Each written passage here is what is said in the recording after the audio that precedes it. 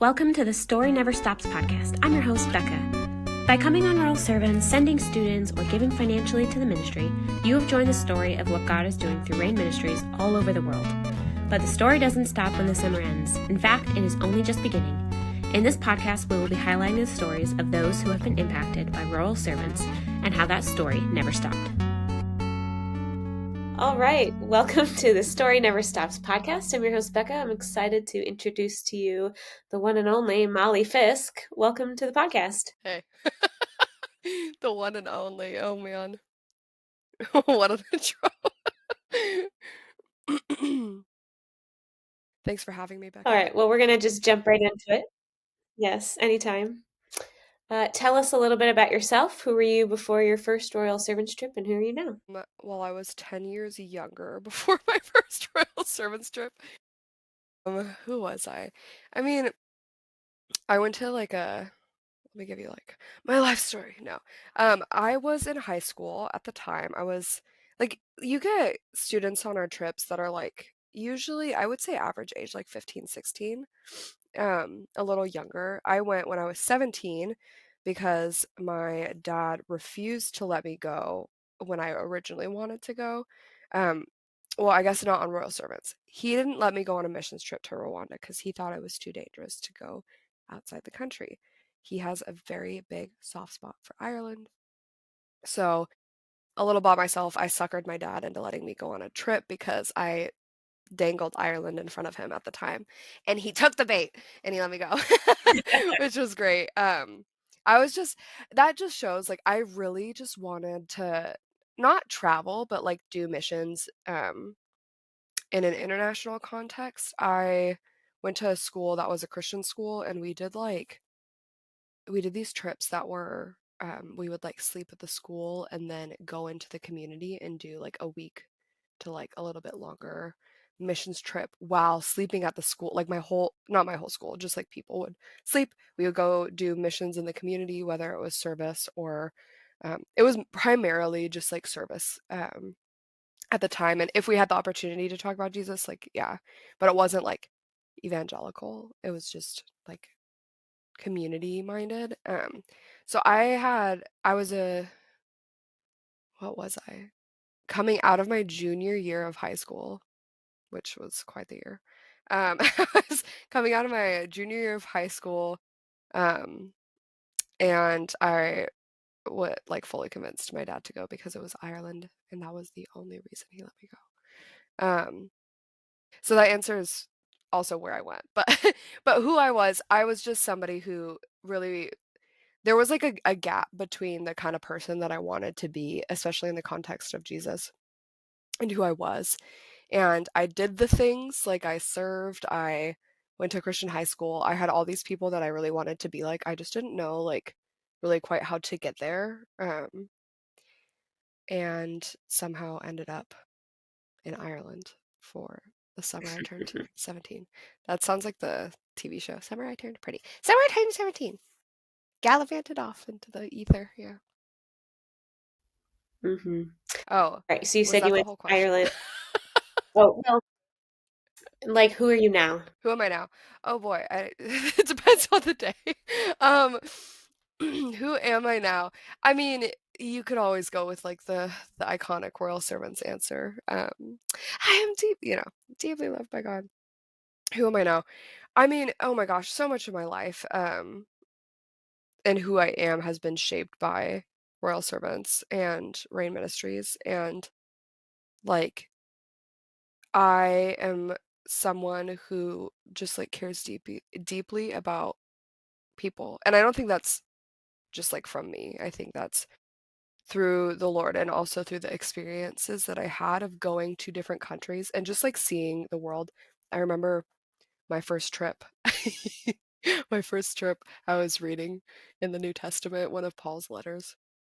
And I think it was the passage that's it is better for you if I stay, but low key, I want to get out of here. Molly translation. I want to get out of here, but it's better for you if I'm around. And and I was whoa, my relationship with God isn't about me. That was a I'm not the main character. Oh my gosh. when I was 17, and yeah, it was devastating at the time. I was like, "What? What do you mean? It's not all about me."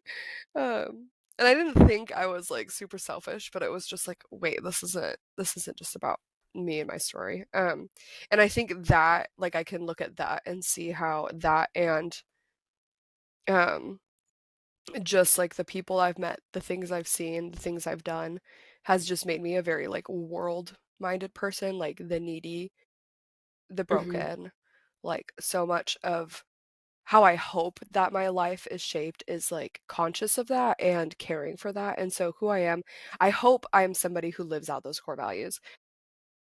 Who I am, I hope reflects that, and I think it does. I don't know if that answers the question. I just think those core values are like what carries me um, through life, and they're core values that like the Lord instilled in me through Royal Servants in Rain Ministries. Love it. Okay, you said you went to Ireland. I don't know if you said when did you go? What year? Back in the day, a decade ago, 2015, I went to Ireland for the summer. So fun. I always forget that we were on the field the same time, the same summer. Yeah, yeah. I feel like multiple times, right? I mean, we've gone on the Probably. same trip. Yeah. We've circled the blocks together a couple Were times. we ever was that ever did we share a bedroom? I don't remember. Yes. I know. Definitely. That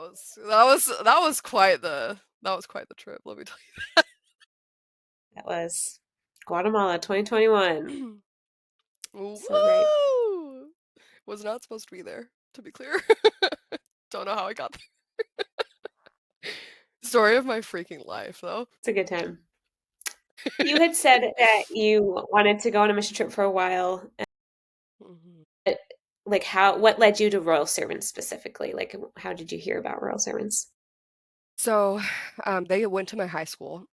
That's part of it. So, they went to my school, and they spoke. And in going to my school and speaking, actually, some of my friends went the year before me. They went to Costa Rica with Kara Hippen. Shout out Kara Hippen, my girl. Um, that was the same year Kara went, I think, for the first time. It was a huge team that went to Costa. So it wasn't like, oh, they went, like, I feel fine going. They didn't even like talk to me and say, Molly, you should go. It was just like, I was looking for literally any excuse. I'm like, let me in, let me go. And so I think they came back to the school and I was like, "Oh, they went, like, they came back alive. Like, I'm sure it's fine." Like, they're not too scared. They got extra credit for their Spanish, like, class. I wasn't in Spanish, I took sign language, but I was like, "They had a great time." And also okay, I shouldn't negate their experiences. They came back, and one of them in particular, like, they both impacted people in different ways. One of them started a men's group at our high school that, like, rocked the foundations of our high school. Like, all of the boys all went to this men's group. They did Bible studies together. It was huge. Like, and it meant a lot to the boys. And it was based off of the teachings that we used to do about oh my goodness, what was it? The it's like you start with two people and then you invite one. I can't remember what it's called. So that was a big deal too. Like they had gone, they made an impact in the school. I was chomping at the bit to like go somewhere. And so I chose Royal Servants because there was a familiarity, but also I could see like the effect that it had on a guy who was like a little too cool for school back in the day, which like he'll never hear this, but I think it's funny if he ever does. Because we're all still buddies from high school, like we all still know each other. Um, and so like there was a little bit of that, a little bit of the impact, but also I was literally just like, I want to go now. I'm young, like let me go. And it was Ireland, and my dad was, of course, going to say yes to me if I played my cards right, which I did. Good job. Yeah, thank you. Mm. I Um, applied for my Royal Servants trip in a potbelly sandwich shop. I had my computer and I was with my dad and I was like, just let me send it in. They might reject me. They might reject me, which is hilarious in hindsight. They might reject me, but like, just say yes to me applying. And he was like, fine. So, Great. All right. uh-huh. What were some highlights of your summer experience? My first summer. Okay. Or any of them? You Ooh. could be talking forever. I mean, that listen, we can't get into all of the summers. We can start with my first How summer. many? Um, gosh, how many summers have I gone? Ireland, Nehemiah. What was my next one? I think my next one was Costa.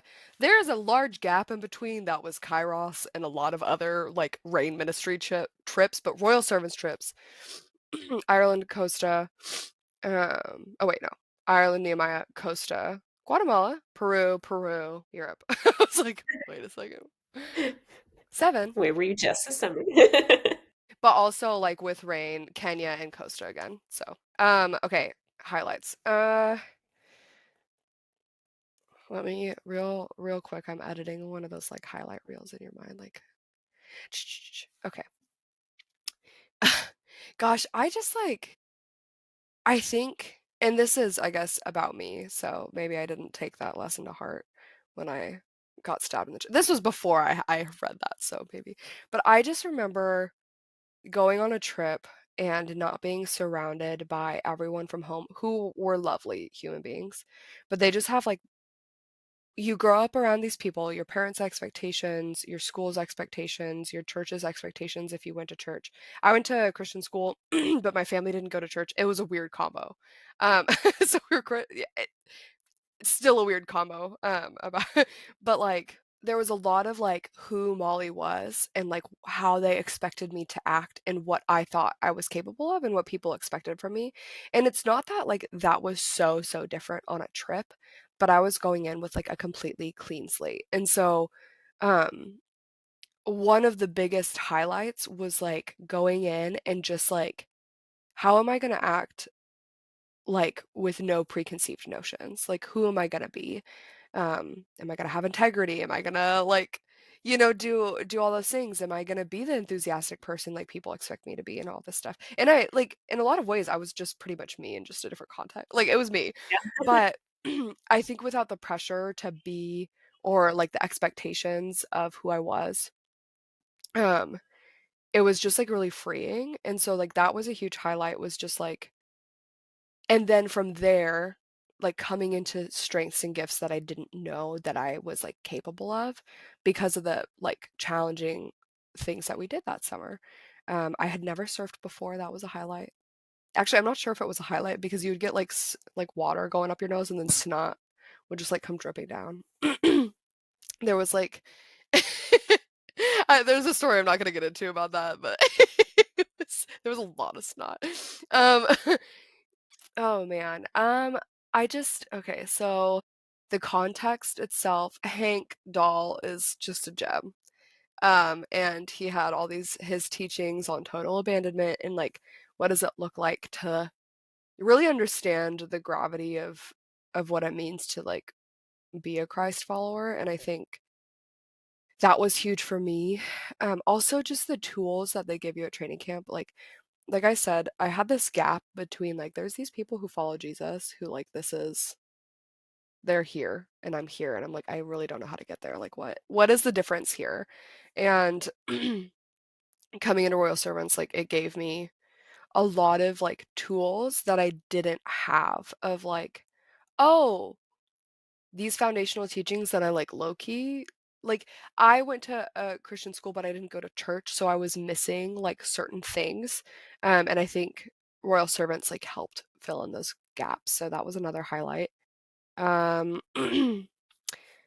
sure you're asking for funny stories and I'm just like Hey, talking about whatever them stands out to you. I was in a video Yeah. that literally.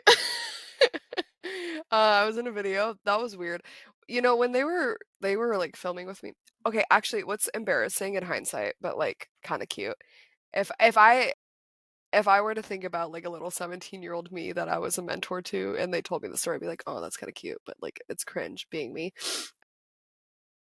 They called me. I think it was like Bethany. Bethany, yeah, right? Who called me? Yeah, I think it was Bethany. She called me, little 17-year-old me, and was like, "Hey, they're doing a promo shoot this summer. Like, are you willing to be in the video?" I cried. I literally cried. Here's the thing. Not because I want to be a star, But because there was multiple times when I was wavering about my choice to go. One, my dad lost his job like right before I went. So I was like, how are we going to pay for like there was a lot going on. There was multiple times and and this like it goes into a highlight of the summer, but and so I got this call and she's like, "Do you want to be in this video?" And for me, like at the time, I made highlight videos. Like videos were my thing. And before TikTok, before Vine, like I just made videos and I posted them on Facebook. Like I don't know what it was. I don't know why I was into that. But I did. Like that was just something that I love to do is like make little cute videos um and so it just felt like I had emailed Hank Dahl before the summer and said, "Hey, sometimes I make highlight videos. Do you think like Rain would be interested in that? Like if I made one, like would they want it?" Like which is really funny again, in hindsight, it's really funny.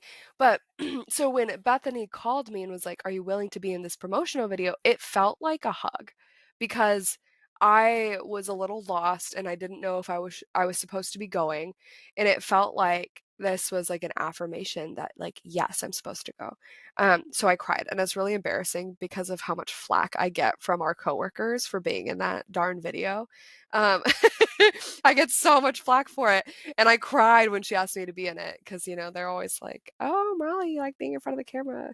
And no, I don't. I think I'm funny, so like, yeah, put me in front of the camera, but like, I don't need to be there. Um, but so at the time there's that, and then so then flash forward to the summer. This was really funny. As during we were we were like videoing shots for this promotional, which is so funny. They took me down to the beach to do like a surfing scene. No, no, it wasn't the surfing scene. It was like I was supposed to stand on this rock and like look out into the distance. Like I was like surfing face. Like Blue Steel from do you know that movie? Okay, yeah, that was me. I think so. Looking off into the distance, like all majestic and mysterious, and like I'm thinking about Jesus for sure. Like, and so they were just taking drone shots of me, and then like they were like, "Oh my gosh, like there's a parade or something, like let's skedaddle," which they almost got trampled in that parade. Whatever. So they left me on okay, so he walked me over to where like the surfs people were like, because you're not allowed to be alone on these trips. Walks me over to where the surf people are, leaves me there, and the surf guy was like, "Oh, you're up there, like just go up there." I got left on the beach by myself in a foreign country, and I was 17, and I was like, "Is Yeah. Hank gonna yell at me? Is he gonna yell at me?" Like I was traumatized. I was like, I'm alone, like I'm on the beach. They left me. I was a goody two shoes back then, so I was like, "Oh my god, they're gonna get in trouble. They're gonna hate me. They're Like, gonna send you home. treat me like the boys because the boys were a little naughty that summer." So I was like, ah! Which is so funny. So not quite a highlight, but something really memorable. Surfing, Hank dancing at a barbecue. We finally got him to dance with us. That was a big deal. Nice. Um, these are all like 17-year-old Molly had a lot of really crazy experiences. As I've grown older, I could look back and be like, wow, this conversation, this ministry. But I just remember at the time, like 10 years ago, I was just like, yeah, let me stand on this surfboard. And Ireland is a different ministry too. Like there's different places are different ministries. Like I didn't get to have as crazy of like conversations or relationships. I didn't get to have at the time, like I don't know, get to have is the right word. You know, I did actually pray with somebody that summer to accept Christ who was part of the church but had never prayed. And that was really beautiful. So there's that, I suppose. I'm a yapper, man. This is gonna take a while. I'm sorry. Sometimes rain stuff can go long, and then sometimes they're done in 20 minutes. So you know, we'll just go long. I It's bet we fine. could go on a list and I could tell you who did what, but okay. So, what was the story that God started in your life that summer? The story that God started in my life that summer. Man, I say this is this is a thing that I say. But like when I taught sometimes when I give the welcome, I'll say this. Like I stepped off the bus, I stepped onto the field, and it changed the like, I was never the same. Like, it changed the trajectory of my life. I literally have no idea where like, what I'd be up to right now if I hadn't done that, and and, like, the story he started, like, I don't know if I can give words to it, but, like, I fell in love with, like, walking alongside people, in the context of, like, their journeys and their stories.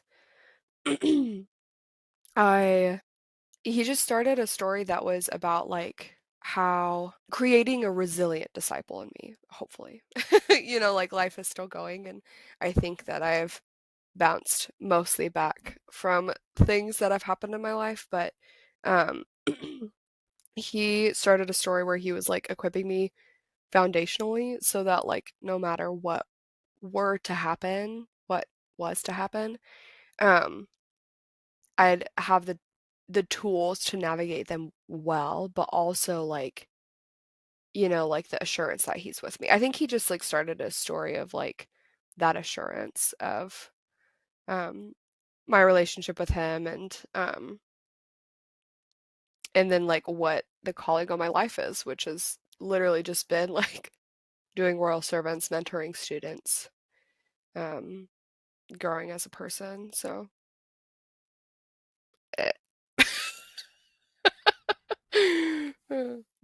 What was life post summer like for you? Was momentum easy to keep or were things difficult? That's a really good question. My friends joke that, like, I don't remember most of my senior year, which is, like, low key true. I was reminded, like, a year ago, somebody was like, "So you're gonna" this is relevant, I swear, but they were like, "So you're gonna put together, like, the reunion," and I was like, "Why?" And they're like, "You were senior class president," and I was like, "Since when?" Like, I don't remember that. I just didn't remember it. All I had to say, like, I came home, I was so excited. I went to Christian school. I made people uncomfortable, actually, with how enthusiastic I was, like, truly. And in good ways and in bad ways. Like, I came back and I was on fire. Like, you spend a summer when you're young, like, listening to Hank's abandonment teachings, and you're like, "Yeah!" Like, throw off everything that entangles, even if it's good. Like, it's and I mean, the passage itself does say anything that's weightful, not necessarily anything that's sinful. Um, but I, like, came back, like, bad out of down under. Like, I just, like, I came out swinging.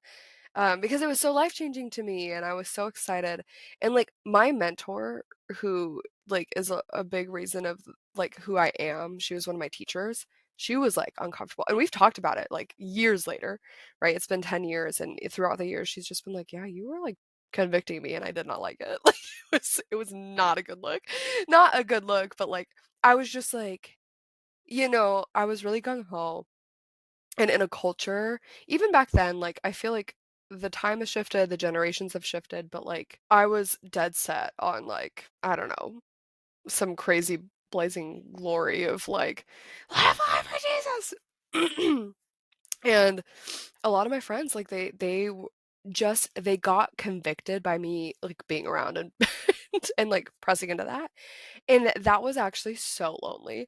And I'm not gonna say that I was necessarily correct in the way that I handled it because I think, like, I think it was, like, at the time, the Lord knew I would come back the way that I did, and I would handle things the way that I did, and I was only 17.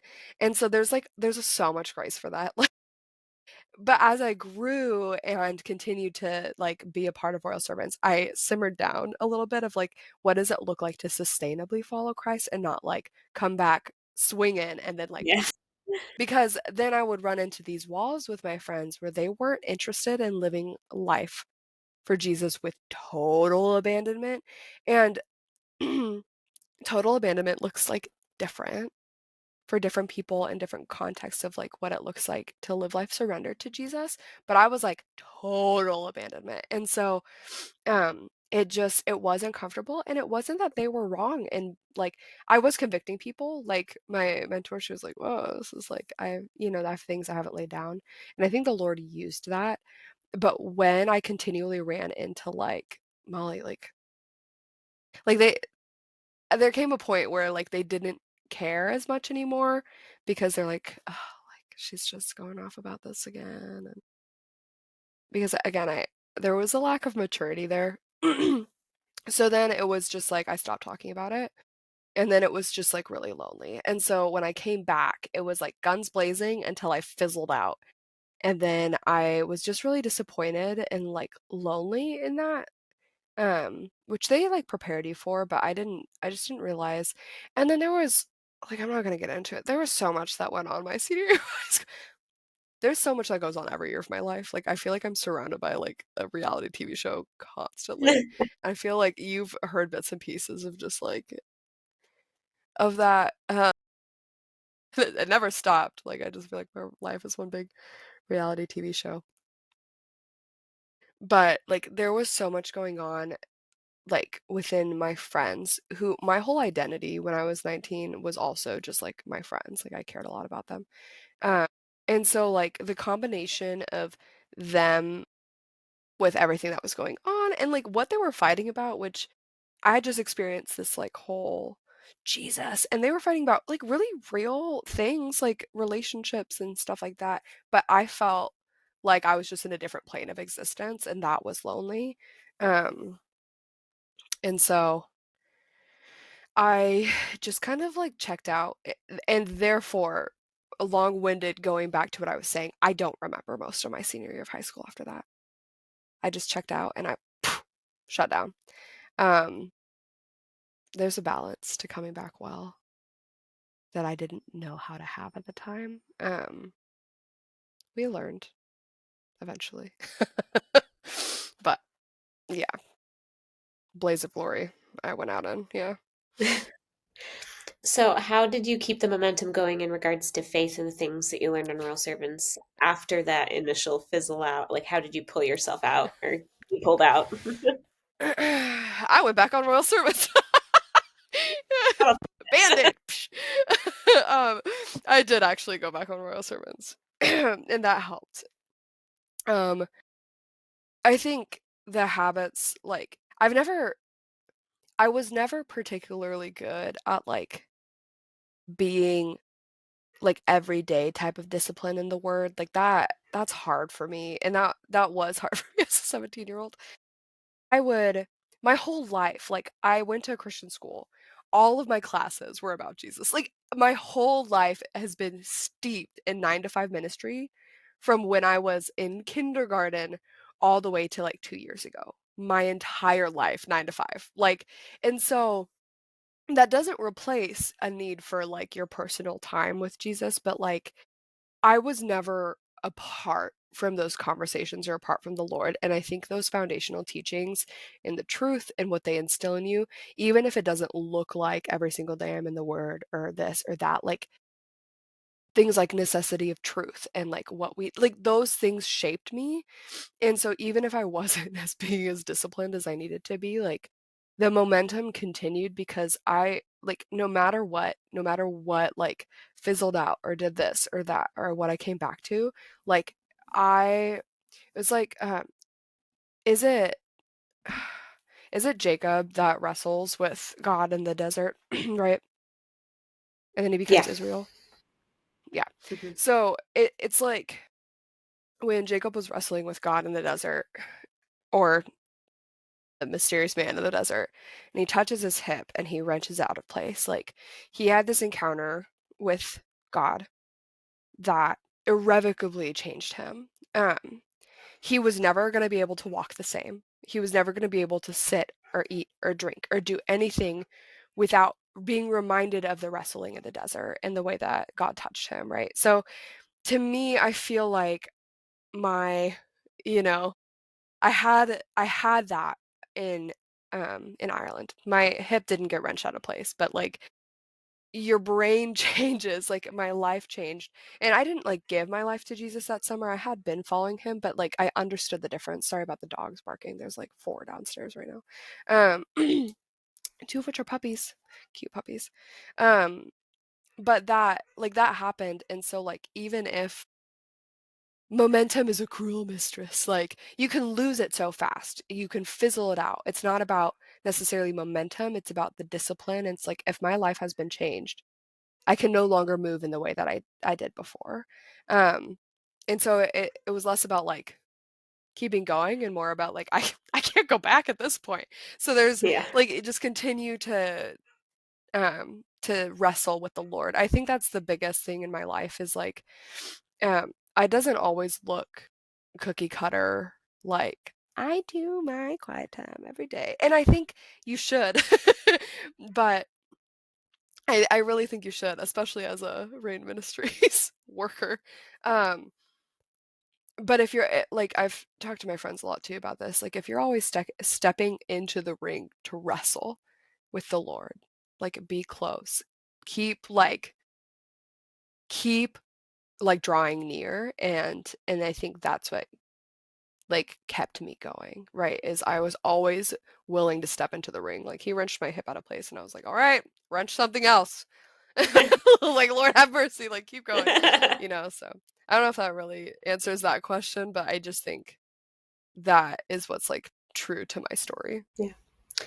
All right. How can you see the continuation of the story that God started that summer all these years later? Well, I'm still here. Here, you're on staff. Still here. Yep, I've been on staff for how long? 6 years? That's gross. That's not actually gross. That's just weird to think about that being 6 years It's ago. been long. I'm too young to have been here this long. Just kidding. I'm not that young anymore, but um,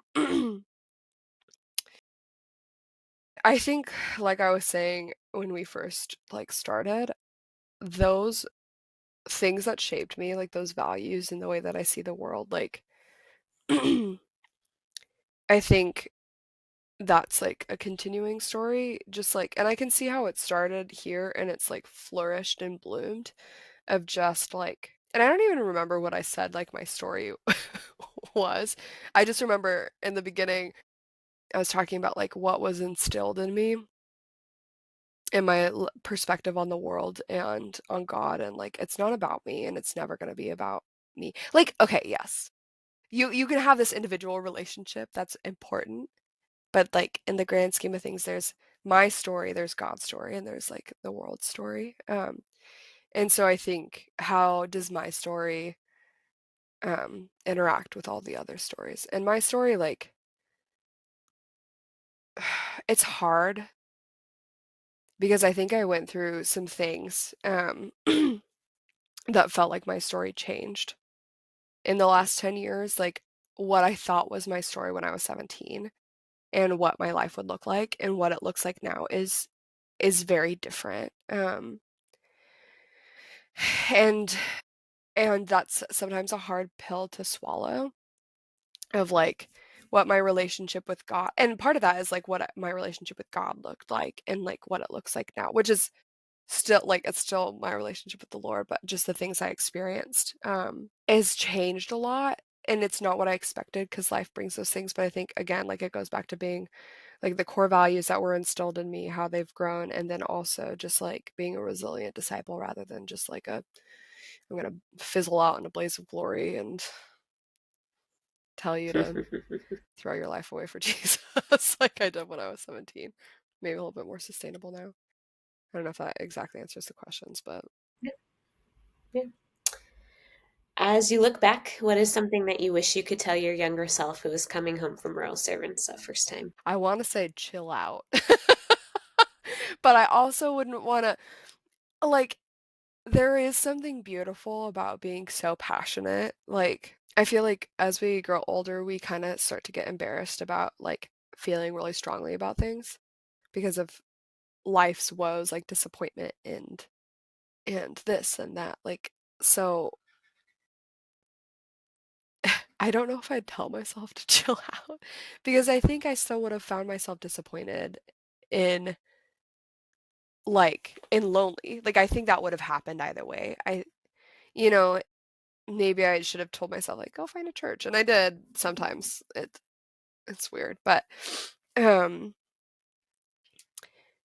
I don't know. I feel like I would just encourage myself to like continue to press in and wrestle, no matter what. Like never just like lay down. Like continue. Like if you're confused, if you're hurt, if you're frustrated, like step up to bat. Like continue to submit yourself to those things and like never just like let go. And she never did. Like I don't know if she would need to hear that, but um yeah, I just I might tell her to chill out a little bit and temper it down. She didn't have the wisdom to do that at the time. And honestly, it hurt when people told me to chill out because I was like, "You don't get it. You don't get it."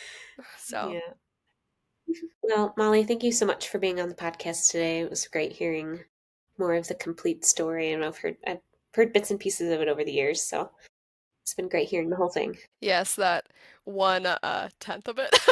But yeah, but the context is important. It is. Yes. It is. A lot has happened between then and now, but it's where it all started, and I think that's really cool. So, Yeah, for sure. All right. Well, would you mind praying for our alumni and our future students to close us out? yes. I would not. I will. I will do it. I do not mind. Okay. Okay, Father, thank you. Man, thank you for the way that our lives play out in ways we do and do not expect. Thank you that we can have those encounters with you that like do change the trajectory of our lives. And I think it's also like a continual trajectory changing of just like different every time that we meet with you, we don't walk away the same. And so I just thank you for your faithfulness to me and to Becca, to the over 10,000 alumni who have gone on these trips. And I just ask that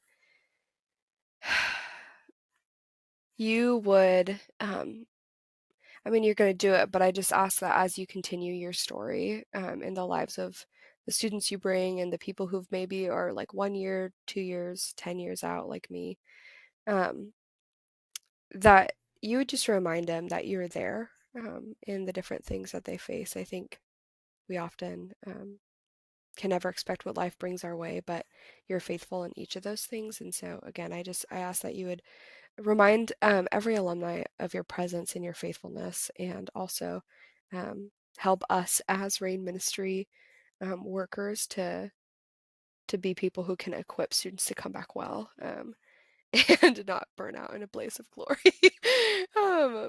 But we love you, and we love that you've asked us to be a part of this ministry.